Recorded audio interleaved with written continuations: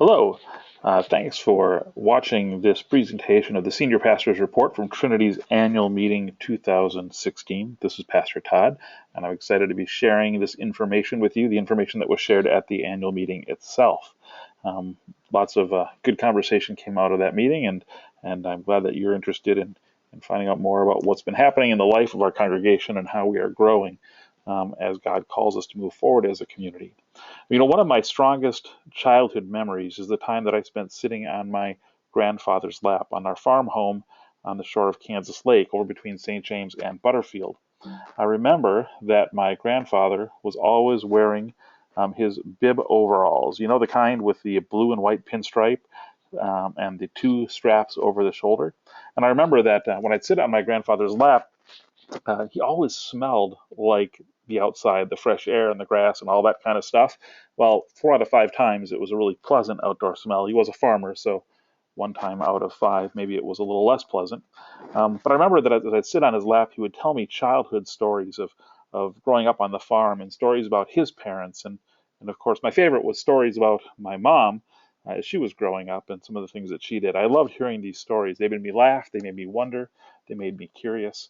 My grandfather was a storyteller, and I'll always remember his stories.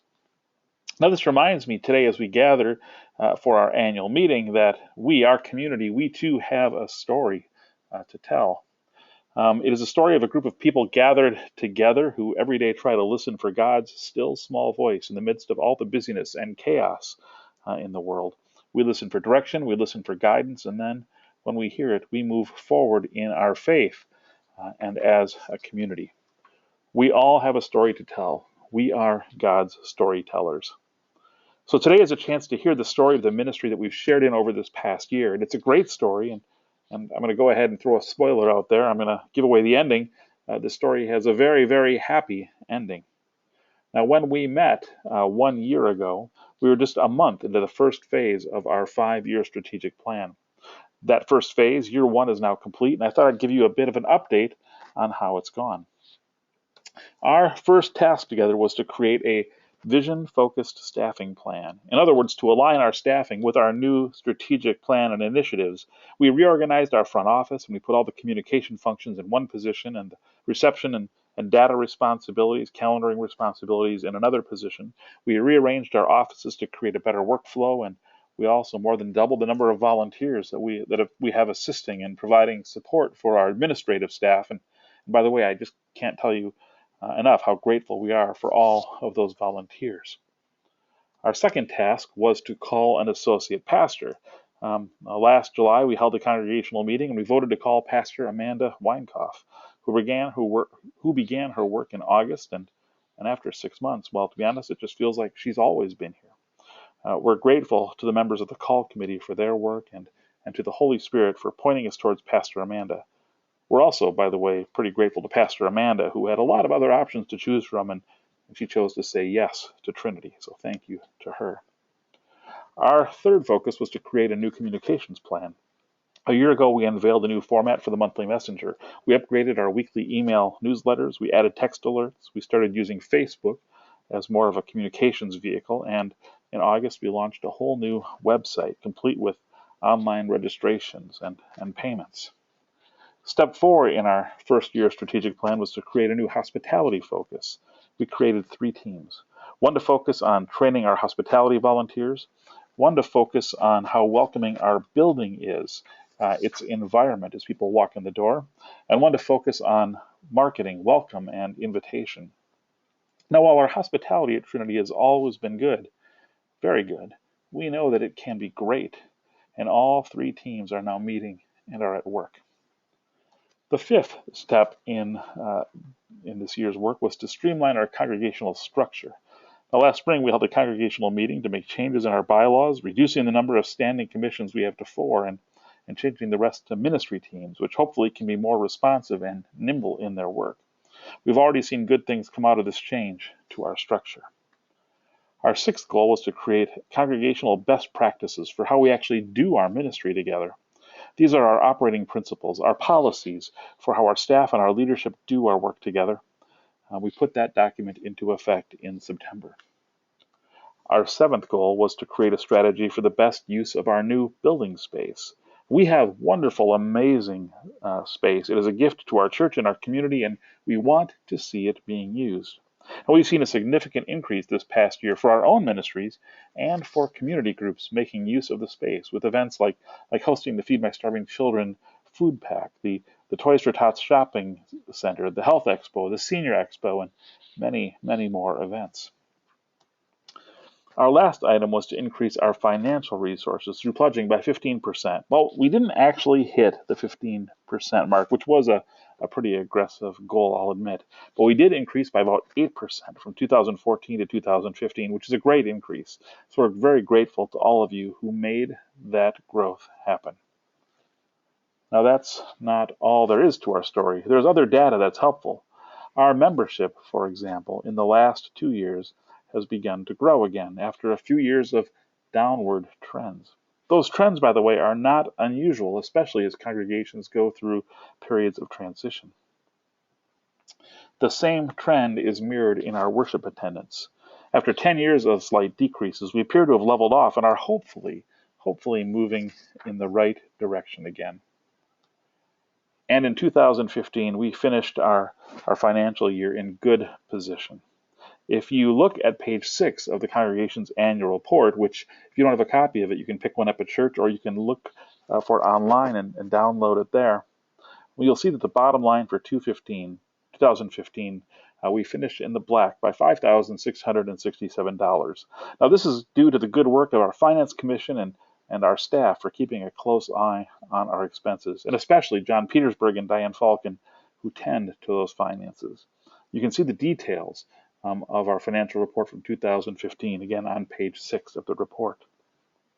And we had a very successful pledge drive this past fall. We again set a lofty goal of increasing our pledged income by $170,000 to maintain our staffing levels and facilitate new ministries. We brought on board Mike Ward of Groundland Sather, Brunco and Associates to assist us with this stewardship campaign, and we're very excited for the response that we've gotten. Actual new and increased pledges came in somewhere right around $160,000, which means, as Mike says, that we've got the rest of the year to raise the additional $10,000, which we believe is very achievable. So that's a lot of information. It's a lot of data, and it's helpful and it's important, but it is just part of the story, because living out our faith together ultimately isn't about lists and data and numbers. It's about the people of God called, enlightened, and sanctified for the work of Jesus Christ. And we have great people who are in great relationships doing ministry together. During our annual meeting today, we've played some videos of some different ministry moments, and we encourage you to look on Trinity's Facebook page and our website. We're going to post those videos there. We think you probably want to hear those ministry moments. But for each of these ministry moments that you'll hear, there are probably 10 more that we could have shared had time allowed. And for those ministry moments, in about 40 or so, for each of those, there's probably 100 more that we, as your pastors and staff and council, are completely unaware of. They are the things that happen in the background. They're the way God is working through our community. They are the way that we reach out and support, care, and serve for each other and for those around us. We have great people at Trinity. And I think there are two groups in particular that we need to thank publicly. First, there is our Congregational Council, who has served so well. Your council leaders are gifted and wise. When that group meets, they're always looking at the decisions that they need to make together through the filter of what will best fulfill our mission to make disciples. When you see them walking around church or at the Hy-Vee or just in town, you should thank them for their time and their commitment. And there's the Trinity staff. These are gifted, focused, creative, and innovative people, and they are a joy to work with, and they are the best at what they do. And we as a community should thank them as well for their ministries. When you see them around church, just offer them a word of thanks. It'll go a long way. It'll mean a lot to them to know that they're appreciated. They work hard. And if you'll allow me just a quick moment of distraction, please let me introduce you to the newest member of Trinity's staff family. This is Calvin Lair Swanson, son of Chris and Kate Swanson, our junior high youth minister, child of God, loved beyond measure.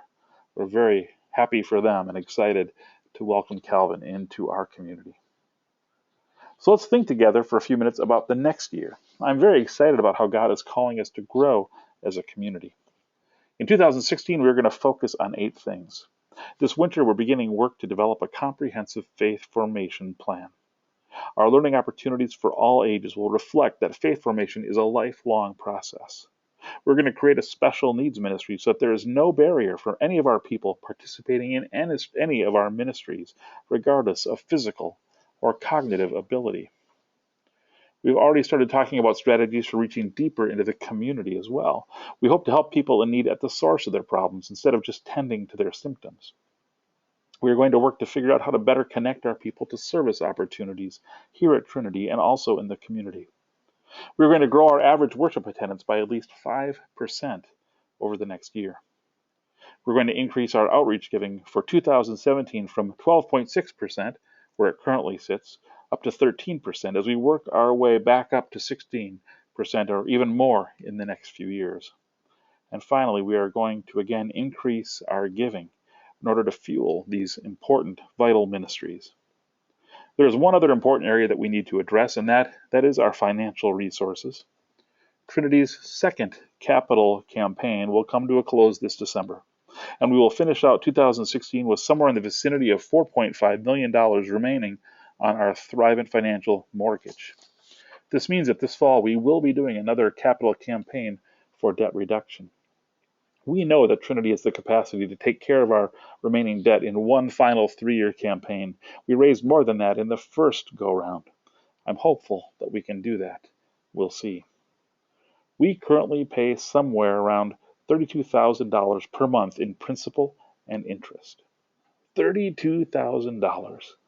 Can you imagine what the possibilities for mission, service, and faith formation would be if we could pay off that mortgage and maintain that level of giving, adding it into the general fund? The possibilities for mission, ministry, and service are endless. We at Trinity have a story to tell. It is God's story, and you are the storytellers. And as we leave here today and every week, my prayer is that in our words and in our lives, we can tell the story of God's great love for us, lived out here in this community. If we continue to be faithful in telling God's story to a world that desperately needs to hear it, well, Trinity's best years are still to come. Now, a lot of information we've just given out to you, and we're certain you probably have questions. So here's the deal. If you have questions or there's things that you wonder about, we encourage you to contact us. You can call me at church. The number is 507-451-4520, or you can email me at toddb, that's TODDB, at tlcowatonna.org, and we'd be happy to answer your questions.